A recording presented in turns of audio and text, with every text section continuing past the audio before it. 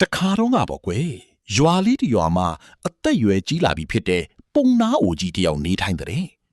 အပုံနာအိုကြီးဟာစင်းရဲပင်ပန်းစွာလေယာစိုက်ပျိုးရေးလုပ်ငန်းနဲ့အသက်မွေးချောင်းပြုတ်တယ်ပေါ့ကွယ်တနေ့မှာတော့ပုံနာကြီးဟာတနေ့လုံးလေထဲမှာတကုတ်ကုတ်နဲ့အလုတ်လုတ်နေရင်အလွန်မောပန်းလာတဲ့ဒါနဲ့လေဆက်ကတစ်ပင်ရိပ်အောက်မှာခဏလှေးပြီးအနားယူမယ်ဆိုပြီးထိုင်လိုက်တဲ့အဲ့ဒီအချိန်မှာပဲအနီးကချက်တောင်ပူကြီးတစ်ခုတည်းကနေမွေဟောက်ကြီးတစ်ကောင်ပါပြင်းထောင်ပြီးဖြည်းဖြည်းချင်းထွက်လာတာကိုမြင်လိုက်ရတဲ့ကွယ်ပုံနာကြီးကအံ့ဩသွားပြီး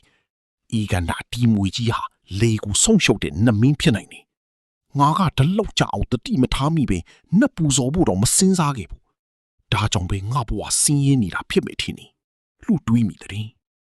ဒါနဲ့ချက်ချင်းပဲတိတ်ရင်ကိုပြန်သွားပြီးနွားနုတစ်ခွက်ယူလာကချက်တောင်ပူရှိမှာဦးညိုပြီးအိုးလေဆောင်နှမင်းကြီးကျွန်တော်တို့မတိမိုက်မဲကြီးပါတယ်ယခုမှတိရှိလာလို့ဤနွားနုကိုလီးစားစွာပူဇော်ပါတယ်တုံးဆောင်တော်မူပါလို့ဆုတောင်းတယ်ကွယ်နောက်တနေ့မနက်ခင်းမှာပုံနာကြီးတွားကြည့်တော့နွားနုခွက်ထဲကနွားနုကမရှိတော့ဘူးနွားနုအစားရွှေမန်ကြီးတောင်းတတောင်းကိုတွေ့ရတယ်ကွယ်ပုံနာကြီးဝမ်းသာလို့မျက်ရည်တော့ဝေးမိတယ်အဲ့ဒီနေ့ကစပြီးသူဟာနေ့တိုင်းနွားနုပူဇော်တယ်နေ့တိုင်းလေရွှေမန်ကြီးတောင်းတတောင်းစီရလာတယ်တဖြည်းဖြည်းနဲ့သူ့ဘဝအရင်ကလိုဆင်းရဲပင်ပန်းမနေတော့ပဲတက်တာလာတယ်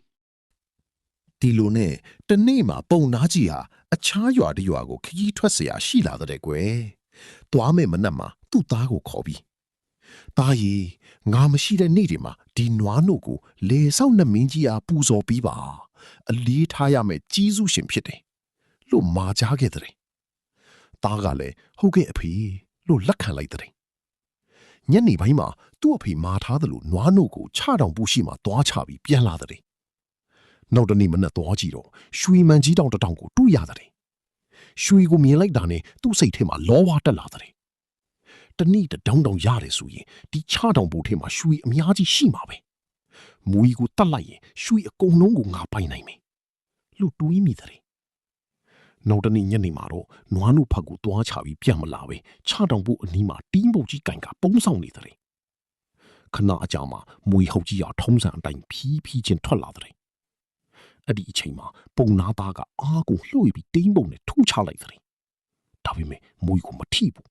။မွေဟော်ကြီးဟာချက်ချင်းအမျက်ထွက်ပြီးပွားပြင်းတောင်ကလျှက်တပြပုတ်လိုက်တယ်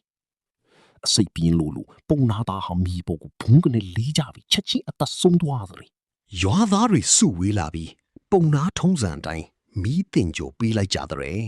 ။နှစ်ရက်ခန့်ကြာမှပုံနာကြီးခရီးကပြန်ရောက်လာတဲ့။သားသေးသွားပြီဆိုတဲ့သတင်းကိုကြားရတော့သူ့နှလုံးသားဟာကြိုးကြေသွားသလိုနာကျင်ဝမ်းနည်းသွားရတဲ့။သို့တော့အချိန်တစ်ခုကြာလာတဲ့အခါပုံနာကြီးဟာနွားနို့ကွက်ကိုယူပြီးချတောင်ပို့စီထပ်သွားတဲ့။အိုးဂျေဇုရှင်လေဆောင်နှမင်းကြီးအရင်လိုပဲကျွန်တော်ကိုလက်ခံတော်မူပါလို့အကြိမ်ကြိမ်တောင်းပန်တဲ့။အတော်ကြာမှမွေကြီးဟာတွင်းဝါကနေခေါင်းကလေးပြူလာပြီးEECC ပြောတဲ့ပုံနာကြီးအတင်ယခုလာခြင်းသည်မိတ်ဆွေစိတ်ကြောင့်မဟုတ်တော့ရွှေလူချင်းသောလောဘကြောင့်သာဖြစ်သည်အတင်သားသည်ငါကိုတိုက်ရန်ကြိုးစားခဲ့သည်ငါလည်းကိုယ့်အသက်ကိုကာကွယ်ရန်ပုတ်ခဲ့သည်ငါသည်တင်းပုတ်ကိုမမိနိုင်တကယ်သို့အတင်လည်းသားဆုံးခြင်းကိုမမိနိုင်ပြီထို့ကြောင့်ယခင်ခါလိုမိတ်ဆွေဖြစ်မရတော့ပါလို့ဆိုတဲ့ပြီးတော့မွေကြီးဟာတောက်ပနေတဲ့ပလေးတစ်လုံးကိုပါဇက်ကထုတ်ပေးလိုက်တဲ့။ဤပလေးကိုယူသွားပါ။သို့တော့နောက်တစ်ခါငါထမလာပါနဲ့တော့လို့နောက်ဆုံးစကားပြောပြီးတွင်ထဲသို့ဖြည်းဖြည်းချင်းပြန်ဝင်သွားတဲ့။ပုံနာကြီးဟာပလေးကိုလက်ထဲမှာကင်ထားရင်မျက်ရည်များစီးကျလာတဲ့။ဒါဤမလီမာမှုကြောင့်ဆုံးရှုံးသွားရတဲ့မိတ်ခေါဆွေခေါကိုတွေးပြီးဝမ်းနေစွာအင်းတို့ပြန်သွားရရှာတဲ့။